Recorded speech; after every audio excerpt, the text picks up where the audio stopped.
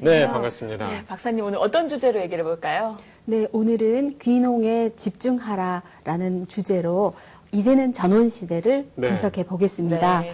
한 대기업 보험연구소에서 은퇴 설계 가운데 30 내지 40% 정도의 그 사람들이 귀농과 귀촌에 대해서 계획을 하고 있다고 보고를 예. 한 바 있습니다. 이것은 보장된 정년이 없어진 우리 대한민국의 현실을 나타낸 것이라고 할 수가 있겠습니다. 네. 또 정부에서도 도농 인구의 불균형을 해소하기 위한 귀농 지원 정책을 펼치고 있습니다. 네. 이러한 귀농과 귀촌에 관한 다양한 이유 때문에 방송에서도 귀농과 관련된 프로그램들을 편성을 하고 있습니다. 그렇지만 그 전국의 각 지역 특산물을 소개를 하거나 네. 단순히 고향의 향수를 자극하는 내용을 방송을 하거나 또 귀농 성공담에 치우치는 경향이 있어 보입니다. 네.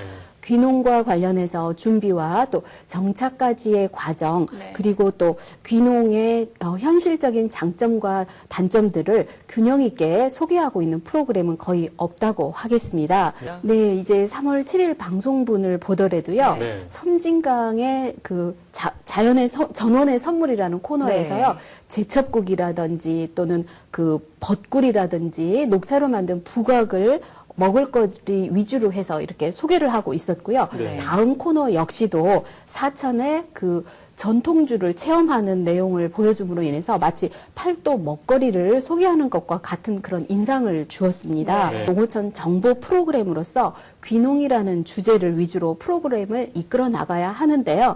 귀농이 전혀 부각되지 않고 있다는 점이 바로 큰 문제점이라고 하겠습니다. 네. 물론 이제 특산물의 효능을 설명하기 위해서 그 도표나 그래픽을 사용하고 있다는 점이나 또 식당 같은 상업적인 공간이 아니라 또 자연스러운 이런 공간에서 요리하는 이런 모습들은 네. 바람직해 보였습니다. 네. 하지만 이제부터는 먹을거리 위주의 내용에서 벗어나서 전원 시대만의 차별화된 내용을 시도해 보길 바랍니다. 네. 예를 들면 캠핑 정보라던가 아니면 정원 가꾸기라던가 네. 또 박물관을 소개하거나 또는 네. 전원에서 살아보기와 같은 이런 코너를 구성할 필요가 있겠습니다. 또한 네. 요즘 농어촌에서 불고 있는 새로운 문화나 트렌드 그리고 귀농에 필요한 경제 정보와 또 교육이나 의료와 같은 이런 네. 실질적인 정보를 전해주었으면 합니다.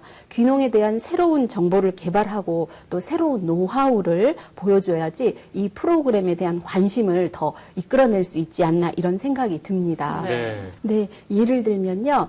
그 전원주택이 예전에는 그 별장으로 대표되는 고급 주택이었습니다. 하지만 네. 최근에는 다양한 전원 생활의 이런 패턴과 또 문화적인 욕구가 상승한 시대를 반영을 해서 네. 세컨드 하우스라던가 또는 주말 농장 또 귀농 주택 또는 출퇴근용 전원 주택 등과 같은 전원 주택에 대한 개념 자체가 변화를 하고 있습니다. 네. 그 미국의 뉴욕 같은 경우에도요, 맨하튼에서 떨어진 뉴저지나 롱아일랜드 지역에 전원 주택을 형성을 해서 교통 문제와 도시 과밀 집중 문제를 해소하고 있기도 하고요.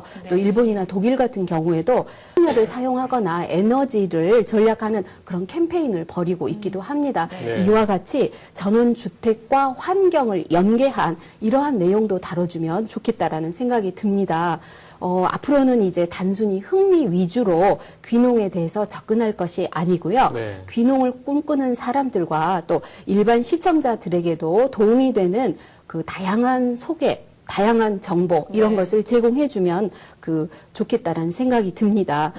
그리고 또 최근에 급증하고 있는 고학력 그 귀농자들이 농사를 짓고 싶어서 귀농을 하는 것이 아니라 농촌에서 살아보기 위해서 귀촌하는 현상을 나타내고 있다고 합니다. 네. 이것은 이제 다양한 생활 패턴이 반영된 것이라고 하겠는데요.